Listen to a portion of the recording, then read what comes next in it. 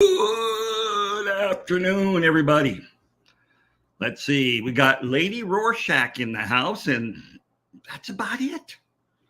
There are 3 people in chat or on the stream. One of them is mine from my iPad. So welcome the other person, whoever you happen to be today. I don't have a fancy introduction like a lot of people do with their graphics and everything. I'm just a plain Jane kind of guy. I don't know how to do that stuff. I haven't talked a student into doing that stuff either. Kind of guy. I don't know how to do that stuff. I haven't talked a student into. Okay. Hey, Paul Sotero.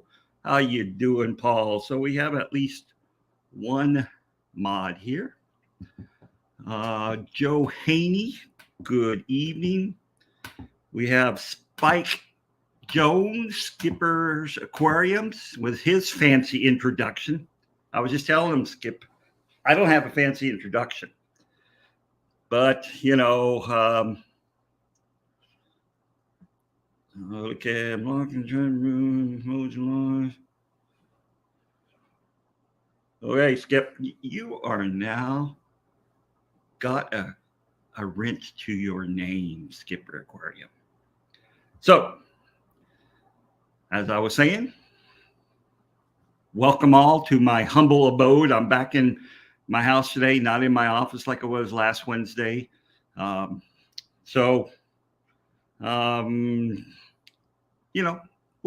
see how it goes today. Got the big tank behind me. Maybe one of these days I will show you my fish room in one of the live streams. It's, not that spectacular. Can't see in most tanks because of all the algae, but algae is natural. Remember that, people. Natural algae is good to a certain extent. So if I do clean algae off, it's only the front glass. I leave all the other glasses with algae. It's all that matters. You see the front glass. Okay, well, let's get right into this. What I'm going to be talking about today are my top 10 favorite freshwater aquarium fishes. Ooh, aquarium fish. Hey, I like that. Fish. Instead of fishes, aquarium fish. That's a good one. Good evening from over the pond in the UK, Tim Haywood. Hope you're doing well. Hope all is well in that exciting UK of yours.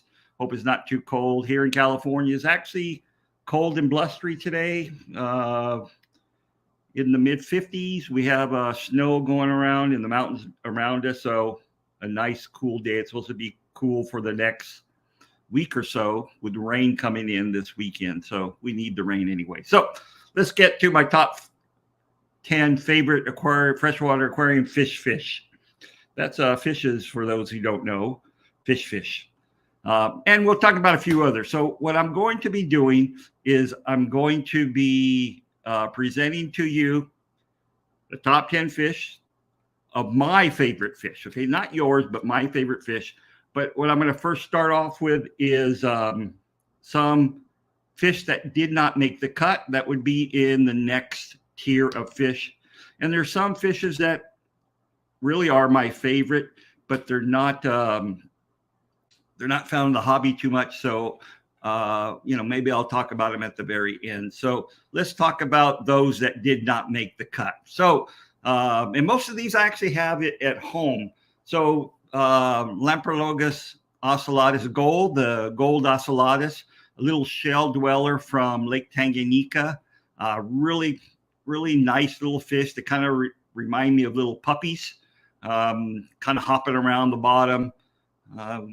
One of the problems you have with them is you try to catch them, they go straight into their shells. I don't use shells anymore. I used to use shells, but now I use PVC pipes, double-ended, so it's a lot easier to take out babies if I want to remove babies.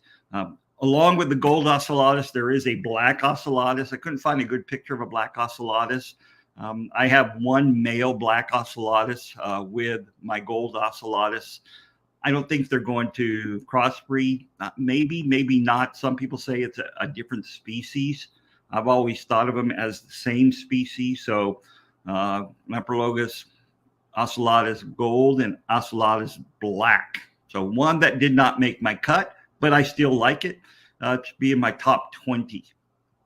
Copella arnoldi, the splash tetra, not a spectacular looking fish, but it's I like it because of its breeding behavior. As you know, or you don't know, they're called splash tetras because the male and female jump out of the water onto the underside of a leaf. The female lays her eggs. The male will then fertilize the eggs. They drop to the ground, or not to the ground, they drop to the water, and the female swims off, and the male's there to guard the eggs, and he will continually either spit up or use his caudal fin to splash water onto the eggs to keep them moist. So it's a really spectacular behavior, a behavior that you can probably see how it evolved because of the egg predators that you have in the Amazon. So this is a way of overcoming the egg predators in the water. One of the problems they have is, though, when the eggs do hatch and the tiny babies come into the water, drop into the water, they're going to be chow mein for a lot of fish because, they're tiny. Tetras, as we know, have tiny, tiny juveniles, tiny babies, and so they will then be eaten. But it's good. It's a good behavior. It's one of those very distinctive behaviors that you see in the fish world. Next, we will go to is the chameleon loricarid. Ooh, that's terrible how it separated the genus there.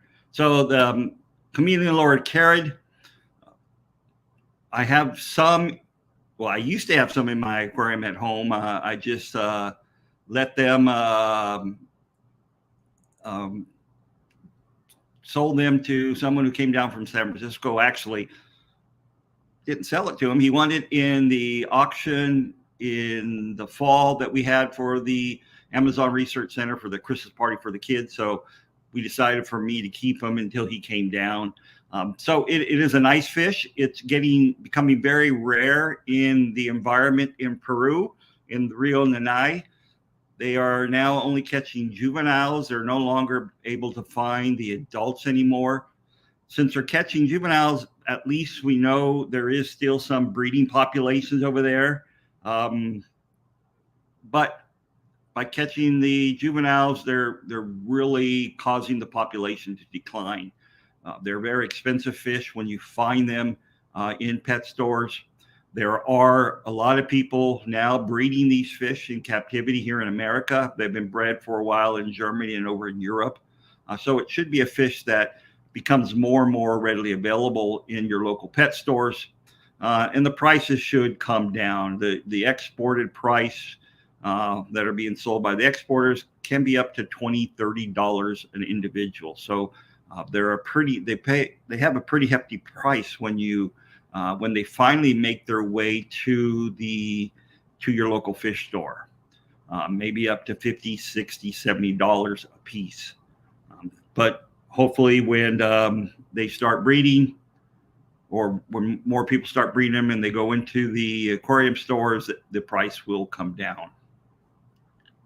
Next, banjo cats. I just love banjo cats. I like actually all catfishes. Catfishes are probably one of my favorite groups of fish in general, aquarium fish or not, and non-aquarium fishes. Banjo cats have a special place in my heart just because of what they look like. You put them in your tank and you hardly ever see them. They are, they live in the sand. They cover themselves with the sand. They come out maybe at night to feed. There is a banjo cat in Peru called the banjo boa. The head is very, very large, short-bodied. And when you see them, they typically get it, they coil up like a snake would. A lot of banjos will do that, but since this thing has such a big head and a relatively smaller body, it's just, it's like a pancake. Almost looks like a cow patty. I'm sure Skipper knows what a cow patty looks like since he's a good old boy. Probably use cow patties for firewood there on the farm. Yes, I pick on Skipper all the time. Tatia mosaica. This is one of the Tatia, the oil cats. I have some at home right now. Hopefully they'll be breeding soon. Tatias, wood cats, oil cats, whatever you want to call them, have been bred in captivity. I'm not sure if Tatia mosaica has. I'm sure it has, but it's it's the false orca Tatia. There is another wood cat that has much more white on it that they call the orca cat. And so this is the poor man's orca cat. I got these from the wet spot in Portland, Oregon. So Portland, the wet spot does not sponsor me. The only one that sponsors my channel is me. But, I will call out people and stores and manufacturers that I know do a good job. Wet spot, I've always received quality fish from the wet spot. And so, that's someplace, if you're ever looking for fish online, go to the wet spot. I have been to their facility in Portland, and I've actually been to their large warehouse facility that they have in Portland, which is spectacular. Not many people get a chance to go to their warehouse, but I happen to be one of those lucky few that's been to their warehouse. They have fishes from all over the world, huge warehouse. It's a place that I could probably lose my house over because I'd want to buy all the fish. But this is a nice fish, another nocturnal fish. But it's still, you won't see in the daytime, but you see them at night. But it's still a fish that I like. One of, I'm a catfish person at heart. And so this is one of my favorite catfishes. Here's another catfish, gold laser Corydorus. So you find gold lasers, green lasers. There are populations of blue lasers, red lasers. Of all the laser cats, I like the gold lasers most because that gold stripe above the lateral line, right below the dorsal fin, really stands out in these fish. So there's a theme here, lots of catfish. Kuhli loaches. Kuhli loaches have a special place in my heart too. It's one of the first fish that I ever purchased as a young aquarium buff when I was in grade school. I haven't really had many Kuhli loaches since then. I always want to get more. And I probably will get some, set up an Asian tank with Kuhli loaches and some other fishes. So again, it's a fish that brings back a lot of memories for me as a kid keeping fish. This is Weitzman's tetra, Poecilocharax, weitzmani, a small fish. This fish is about maybe an inch and a half long. It's from the Amazon. Gorgeous colorations on the fish. Right here showing two males sparring. The males are much more colorful in that they have the large dorsal and large anal fins, whereas the females tend to be much more drab colored. So it means that the females are choosy males probably. So it's a female choice, and the males want to display, want to get very colorful, want to have the more prominent spotting, more prominent finnage. So the female will choose him, as their favorite individual to mate with at that time. So the males will show how fit they are based upon their colors, their finnages. And so females always want to optimize their fitness for their offspring. And that's a way fish are able to choose the better mate, by looking at colorations and patterns on the body. So let's go to top 10. Hopefully this will work out. I have put some animation in it. I don't know what StreamYard's going to do with my animations, but hopefully it will work out. So number 10, that one didn't work. So no animations. Oh, that's too bad. Number 10, sailfin molly. I used to collect sailfin mollies when I was a kid in the canals near the Salton Sea here in Southern California, where I grew up. Lots of sailfin mollies, bright yellow background green colors, this huge sailfins. So this again has a special place in my heart. You know, it's not the most colorful like some of the tetras, but still it's a beautiful fish. I was able to collect some when I was in the Tampa region in December, when I gave a talk to the Pasco Aquarium Society, and Grant, and now I forgot Grant's girlfriend's name. The Garden of Eaters. Don't tell her I forgot her name. She'll be very mad at me, very angry. We went out and collected one day, and I was able to collect some sailfin mollies, some large males like this, and I brought them back. So I actually have them in my tank in my fish room, along with some other natives from Florida. Shelby is her name. Grant and Shelby from the Garden of Eden. Number 9, we have, of course, angels. You look behind me, that big tank there, that's filled with domesticated angels. But here are some angels. The one to your right, or actually the one to your left, are some spotted Peruvian angels. These are, fish that when we go collecting for fish in Peru, collecting for the aquarium or for my own research, there are a few spots that we know when we collect, we'll collect spotted angels, spotted scalaries. They're either black spotted, or in some cases they have an orange spot to them. To the right, we have Altum angels.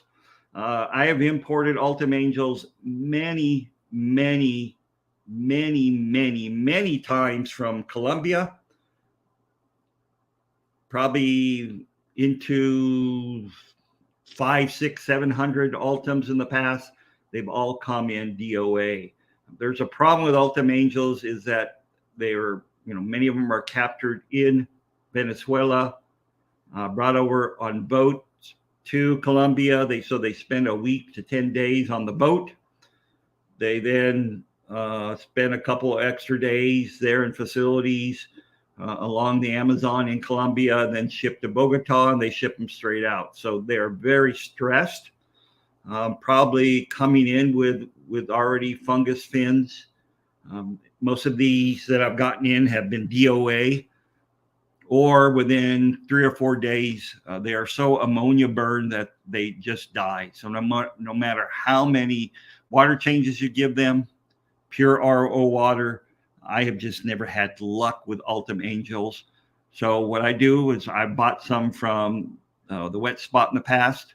The Wet Spot, there's a person that I visit his facility outside of Portland who breeds Altums.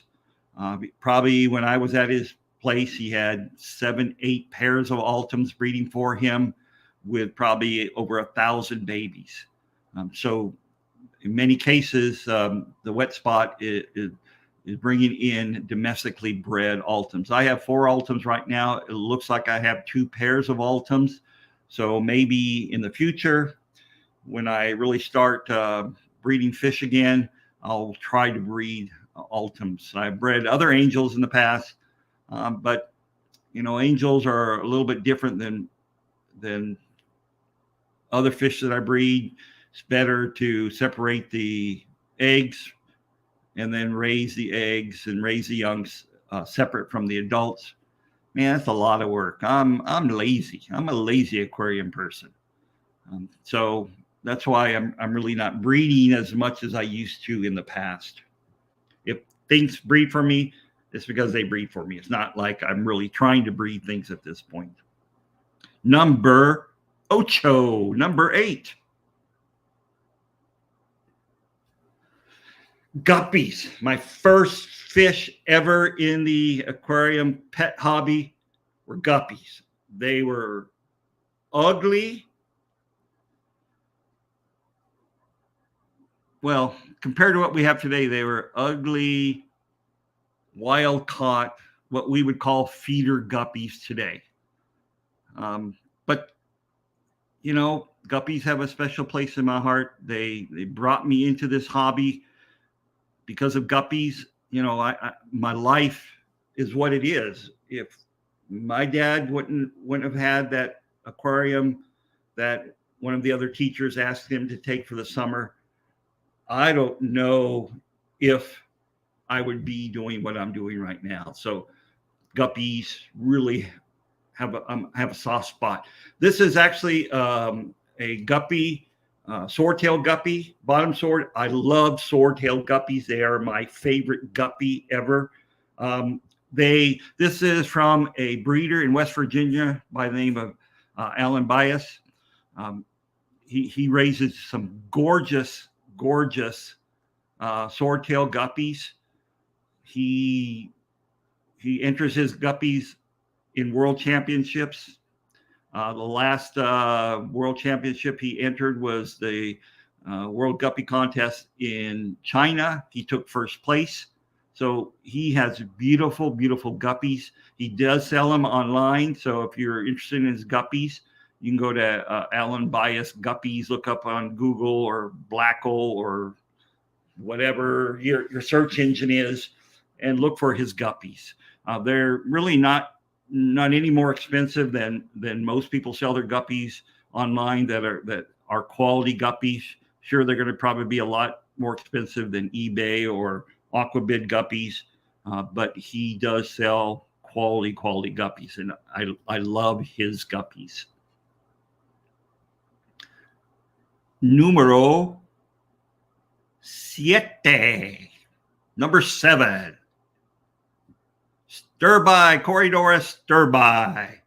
Of all the Corydorus, you didn't hear me say Corydora, Skipper. It's Corydorus. Of all the Corydorus species, probably Corydorus stirbai is my favorite.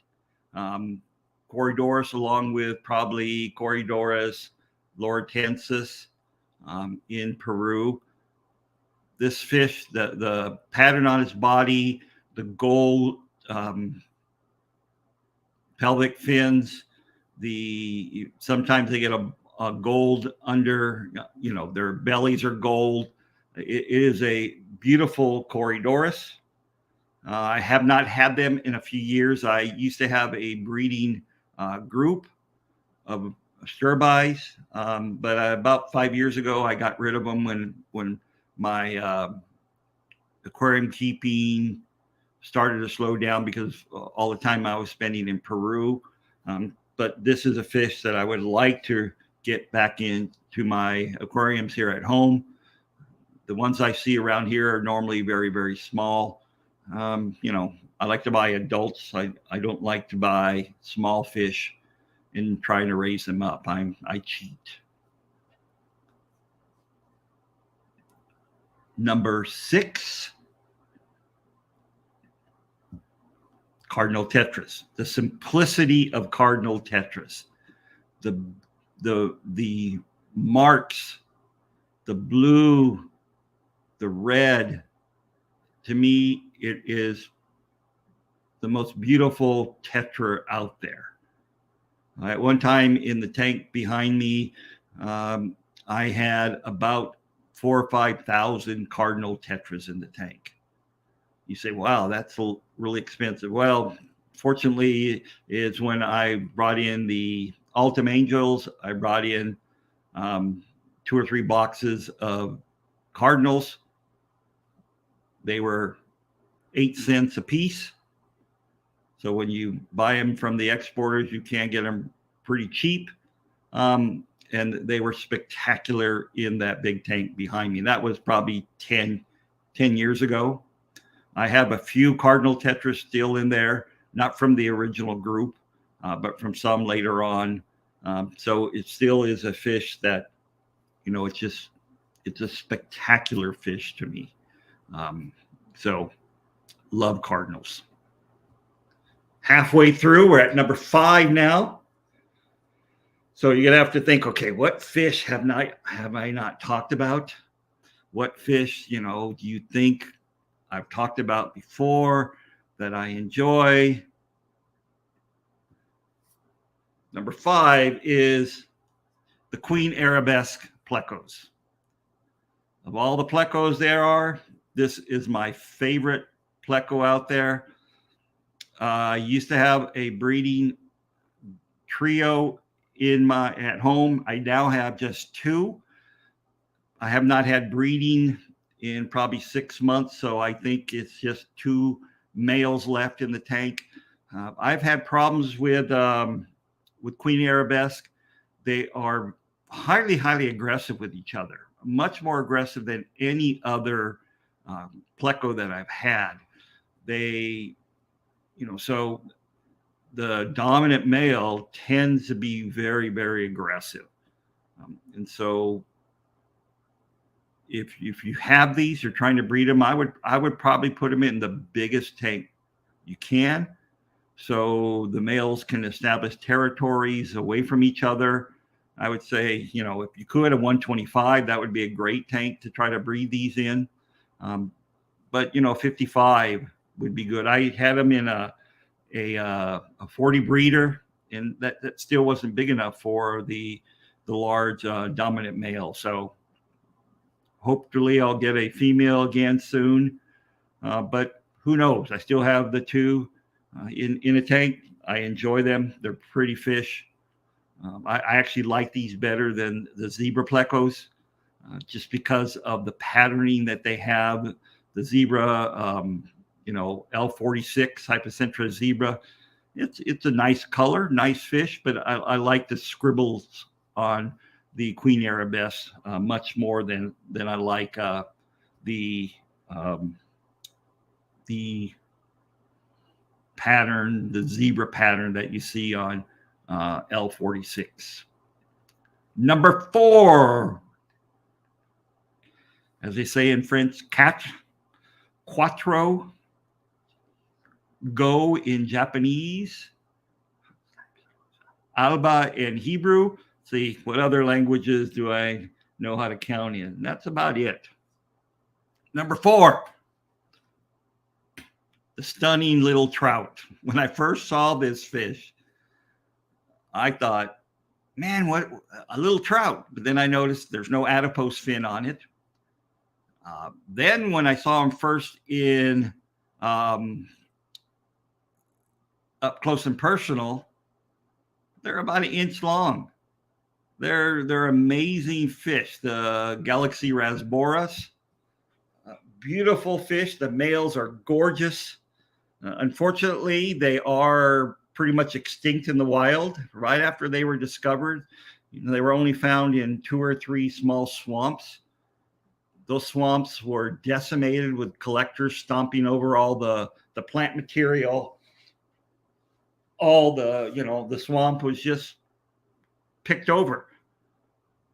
Fortunately, they are breeding by the billions in Southeast Asia. They're fairly easy to breed in captivity, even within your own tank. Yes, CPDs, Celestial Pearl Daniels or Galaxy Rasboras, whatever one you want to, say what it is. But easy to breed, just as long as you have moss in your tank, places for the eggs to fall into. I don't know if the parents eat the young. They probably do, because in the tanks that I've had these in the past, you only get 2 or 3 babies coming out every month or so. So I'm sure they are being eaten by the parents.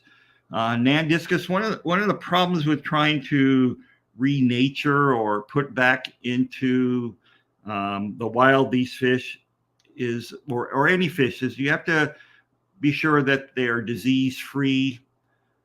If they're being raised in aquariums, they're used to being fed. They're used to they're not used to predation. There's no predators in their tanks. If you look at what they're doing with the Godiads in Mexico, they're being bred in the lab, making sure that they're disease free. Then they're being brought back to Mexico into tanks.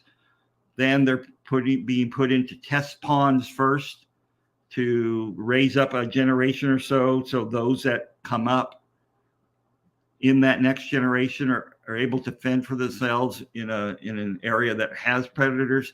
Then those are being put back into the wild. It's a great idea. It's something that we would like to do in Peru with some of the fish that we're working on. But it's not as easy as just taking a fish from your tank and throwing it into the wild where it's supposed to be. I'm not advocating you all do that. We look at all over the place. Look at the Florida, with all the invasives they have from the aquarium industry. California, we have invasives. Peru, for those of you who follow my work, that I'm working with blue gourami and guppies and tilapia that have found their way into the natural habitats of Peru. So, every place has their invasives or exotics that don't belong there.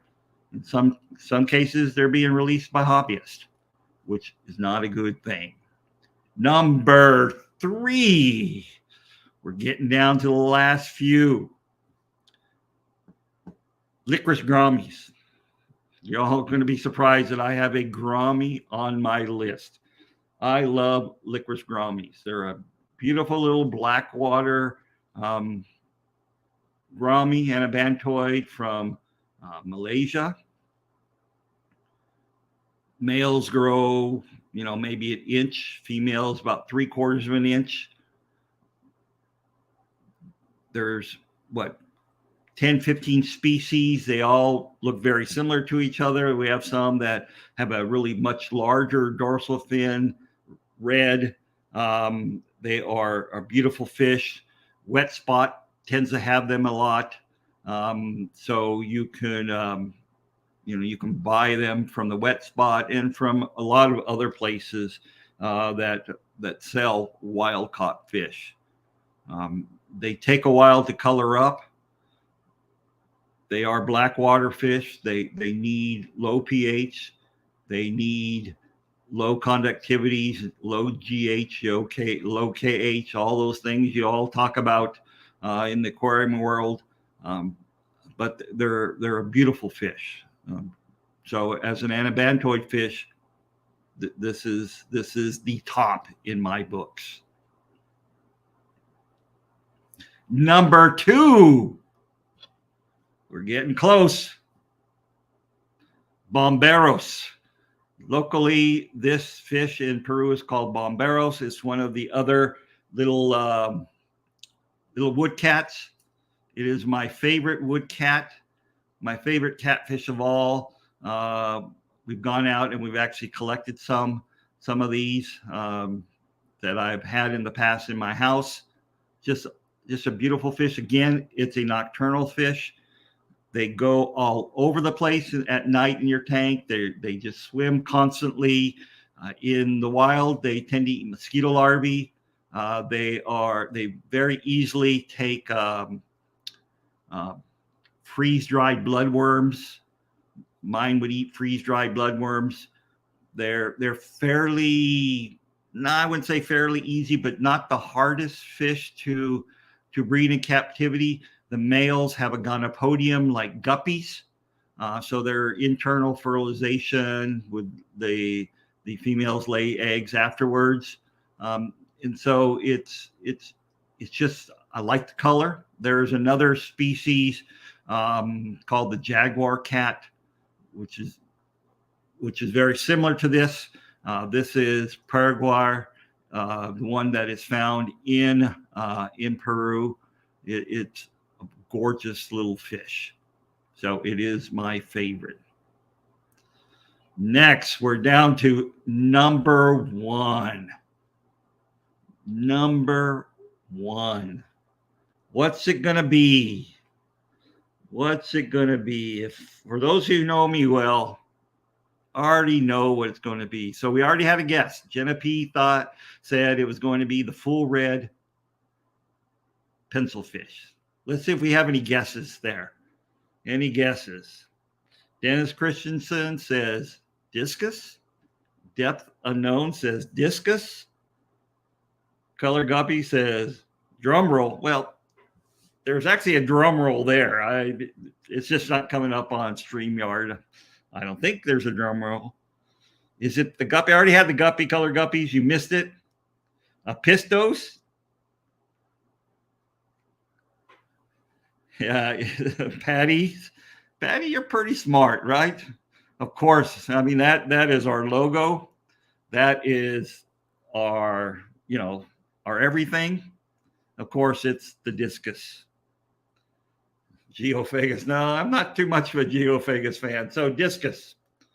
This is the true red spotted discus from Lake Tefe. Lake Tefe. They're hard to come by these days. The ones you tend to find in Lake Tefe tend to be, the bodies are not the best because they have taken away the best fish out of Lake Tefe for 20, 30 years now. But there are, a few other discus I like. The full moon wild heckles that they're catching now, that very little striping on the bodies, pretty much almost like a blue diamond. Those are gorgeous fish, and I have a picture of one. I should have put it in here, but I didn't. So yeah, this is my top fish. If you see my logo, it would have been a duh question. So there are some fish that didn't make the list that probably could have made the list. The epistogrammas. I do enjoy epistogrammas. Right now, I actually have a group of, or I have 3 pairs of brand new epistogrammas that aren't even out in the hobby yet. Our fishermen collected for us in August of last year, 22, and I brought home 3 pairs. They're undescribed. They're from the same location as the full red pencilfish. So he was there to catch the full red pencilfish. He's one of the few fishermen now that the locals allowed in to catch the full red pencilfishes. I could have put the full red pencilfish on my list. That is a gorgeous fish. Hopefully, since they're controlling how many fish are coming out of the area, they won't be over collected. So this is a fish that people want, and so there's fear now that they are going to be over collected in the area. So hopefully not. A couple other fish I could have named. Trying to think right now what's in my fish room. That's Godiads. I have Godiads. I do enjoy Godiads. It's a care species. It's a species that in many cases are extremely endangered or extinct in the wild. I think we should all try to keep fish that are very rare in the wild now that are readily available in the hobby. It's just for us, it's a way for us to preserve these fish and keep them in the hobby. So Godiads, I have 2 or 3 species of Godiads in my fish room. I have some other live bears. that I keep. Corydorus metallicus, gold, and I also have some blacks. What else? Oh, let's see. That's probably about the only fish that I keep right now. Some color varieties, long nose, not long nosed, long fin, neons that I'm trying to breed. Carlos, our resident manager in Peru, loves long fin neons, so I'm trying to breed them here and bring him some the next time I go. Well, it won't be the next time because I'm going in a month. I'll be in Peru for 12 days. I know I won't have any by then. So that's my list of 10 plus 10 plus 3 or 4 more. I'm sure there's fish that I'm forgetting that I just haven't kept in a while. But not all of them are the most brightly colored. Some are. Some are very spectacular in coloration. So I want to say hello to some people that I've forgotten or that came in after I started. Welcome to your first chat with me, Chattanooga Eduardo. Glad you were able to make it today. Amisa, good afternoon. Hope to see you when I go up to Sacramento for the big auction that they have. I will be there. I consider Sacramento now as my home club. They're a much more friendlier club than some of the clubs that I go to down here in Southern California. Don't tell them that, though. The groups here in Southern California. Other than that, anybody have any questions? There were some questions that came up in chat as I was talking. I did not get to them. So if you do have a question or two, go ahead and put it down in chat, or if our moderators remember the chat. What do I think about the L066? It's a nice fish. There's no doubt. It's a beautiful fish. I just, the Queen Arabesque is one fish that is just one that I appreciate. There was a question about whether or not the Queen Arabesque loses that scribbled color as it ages. I have not noticed the scribbled colorations go away. It hasn't turned into this, mottled, ugly brown fish or, gray fish yet. I've had mine for about 4 or 5 years, and they still have the nice scribbled colors that I see when I first got them. You wanted to go see Ant-Man, but instead you came to see Dr. Ant. Well, what can I say? The good doctor is in. So anybody else have anything they would like to ask me or to discuss? I'm an open book. Not really. Can't ask me anything. Well, I don't want my wife mad at me. You know what happens when the boss gets mad at me? Not a good thing. Luckily, she's at work, so she doesn't yell from the background if I say something wrong. A couple of things I do want to say. For those of you going to be around Saturday night, I will be on Vibes Aquatics. I guess I'm being going to be interviewed in his way of interviewing people. Also, next Wednesday on the stream, I will talk exclusively about the raffle that will be starting that day, the raffle for a free trip to Peru, or tickets up to $2,000 to Peru, and stay at the research center, all your food costs, all your costs while you're in Peru for a week. So it can be, winner can be from anywhere in the world. Last year, our winner was from Germany. So think about that. A couple questions. What do you know about neon tetra disease? I know it's really bad. There is no cure for it. It's probably a virus of some sort. Luckily, I have not been hit by neon tetra disease in any of my tanks. We don't, we have 12,000 neon tetras right now in our tanks at our cough in Peru. In fact, 130-gallon tank has 1,000 neons. We have not seen the neon tetra disease at all in those fish. So I think it is a disease that is found in domestically bred fish. So it's a disease that somehow manifested itself in domestic fish.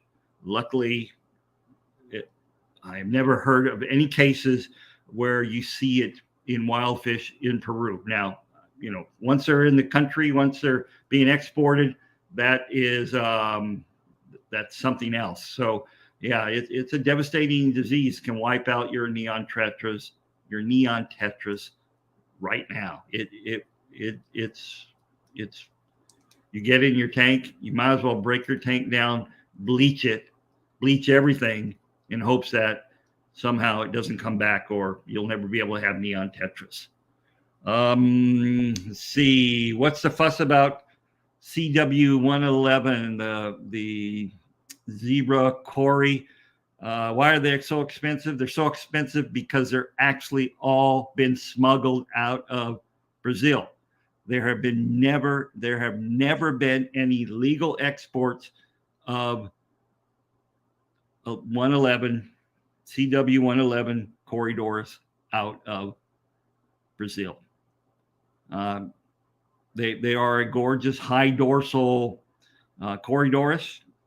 It could be one of my favorite Corydori in the hobby if it was legal. That's one thing I do not deal with. I do not deal with any illegal fish. I do not,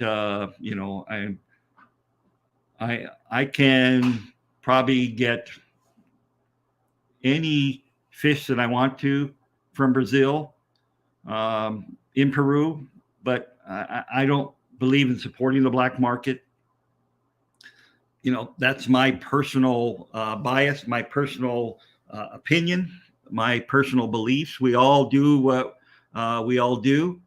We all, make allowances for things that we want to get. So I don't have CW111s. I could probably get them in Peru. There's a guy who lives there in Iquitos that brings in fish constantly from Brazil. But nope, I'm not going to do that. Good night there, Tim. We'll talk to you soon. Renee and I will have a Zoom with you soon, talk to you about things going on at the research center. I did see Paul Sotero's comment about having a pair of discus breed in his big tank. Good. I'm glad. Now you stop bothering me about sending you discus. Hopefully they will be able to raise the babies. If you have to, put a tank separator in there. I'm not sure how big the tank is that you have them in, but put a tank separator in there to keep the other fish away from it. I've seen instances where fish have successfully bred in community situations, and they've raised their babies. It happens in the wild all the time. They're not separated out into their own little tank in the wild. So why can't it not happen in a community situation? So that's good. I'm glad you're able to do that. Let's see if I missed any other questions. Yeah, I know I'm a boring guy, Patty. No illegal activities. I have too much to lose. I do have a reputation with my students, which is not the best reputation, and they like me or they hate me. There's no in between. But with the research center in Peru, we have too good of a relationship with the government. As I've said in the past, we get those fish. We are the receiving center in Peru for all those illegal exports that are confiscated by customs. So it's not like I've never seen these fish. We have some of these fish in the research center that we house for the government, before they bring these people to court. So maybe, I have the best of both worlds. I see these fish in real life in our tanks that we have in our fish room. The smugglers are getting much smarter. They're finding newer and newer ways of taking these illegal fish out of the country. I know of one instances where one of the exporters puts boxes of illegal fish in a huge box of oranges that they ship to Lima, and then in Lima, then they ship out the fish. There's many exporters that just pay off the inspectors. It's when you have money, in some cases the law doesn't matter to you because there's a way of overcoming the law. Right or wrong, that's just the way life is in every country, not just Peru. In every country, that's how it is. So let's see. We've been on for 51 minutes. Wow, I didn't think I'd be on that long for talk about my favorite fish. So, Paul, you want some of my discus? Oh, well,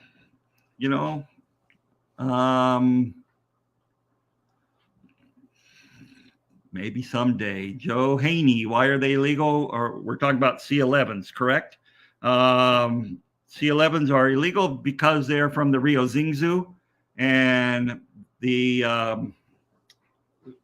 fish from Rio Xingzhou are illegal to capture.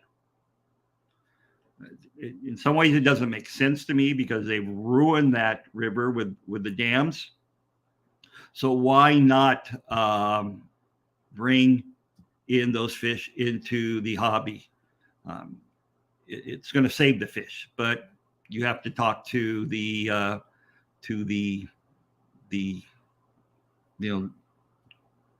fisheries people in Brazil. Are there ticks in Peru? I have never seen a tick. I'm sure there's ticks. I got a tick right now, but yeah, I have never seen a tick. My wife is a mosquito magnet. Bugs love her, and she has never had a tick. So we've never seen ticks. We have Grant in the house. Man, comes the last 5 minutes of my live stream, causes an uproar. Man, good thing he wasn't here when I didn't remember Shelby's name. Then he would tell on me for sure with Shelby. To see. So Sai Krishna Reddy bought epistogrammas from you at the OCA. Unfortunately, give them to a friend before I move back to California. We're at in California. They probably were Epistogramma Alto Tepici. I have some Alto Tepici pairs here at home here in California. You're in California. Maybe we can arrange something again. Or win the raffle to Peru and collect some and bring them back for yourself. If you're not subscribed to my stream, please subscribe to my channel. As I said, if we reach 750, which not the easiest thing to do sometimes. I'm at something like 630, so that's only 120 people. We get to 750, I will give away a raffle ticket before the end of the raffle to someone in the live stream. I won't announce it. So I don't, when people announce they're having a free raffle, they just show up to your live stream. If I go to a live stream, I go to it whether or not they have a raffle or not. See, Joe Haney, do you think they don't let the fish out so people don't know how many fish are being lost to the dam? Well, the dam is already built. There's been a lot of surveys. You know, when you go from uh, a, a riverine habitat, so you have all these fish that have adapted to a riverine habitat, um, and then you change it to a pond habitat, a lake habitat. Those fish that have been adapted to that riverine habitat do not survive. They need that constant flow of water. They have high oxygen demands. You change it to a lake, the water gets slow, sluggish, not as much oxygen, so they're going to lose it. So they're not going to be able to survive. So, you know, there's already been surveys done to show what fish have been lost. But, you know, that's Brazil is very conscious of some of the things they have. They don't mind cutting and burning down the rainforest for agriculture, but you know, they when it comes to fish, they I don't know. I don't know. So, Saeed, email me. Let me put a banner. You can email me here. This is that's the channel's email address. You can also email me at the research center's address. Tell me where you're at. Tell me, you know, let's see what we can do. You know, so who knows? Maybe something can work out since you're in California. Again, as I said, I will be going up to Sacramento probably on the April 1st big auction that they have. So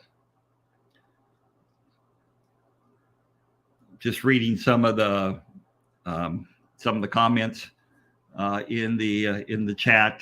Chattanooga Ed is, you know, Chattanooga Ed is too much of a weenie to want to go to Peru. That's all I gotta say. He does not like adventures. He is, you know, stuck in his ways. It's going to be too humid for him, too wet, too many bugs. But I'll get him there someday. Skipper will put him in his bags and he will get him there. So everybody, 57 minutes, hours about up.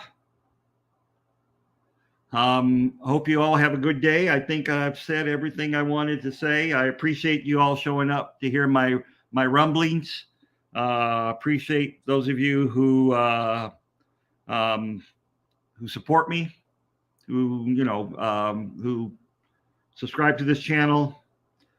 I did it last year over the fall.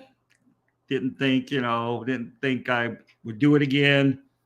Got the bug to do it again. So hopefully every Wednesday you'll be hearing from me. Even hopefully when I'm in Peru during my spring break from the university, I will be able to live stream from there. Internet is kind of iffy sometimes, but we're trying to work that out. So I appreciate all of you. Hug your family, keep them tight, do your water changes, feed your fish, and be happy. So again, till next week, hasta la vista, babies. Ciao.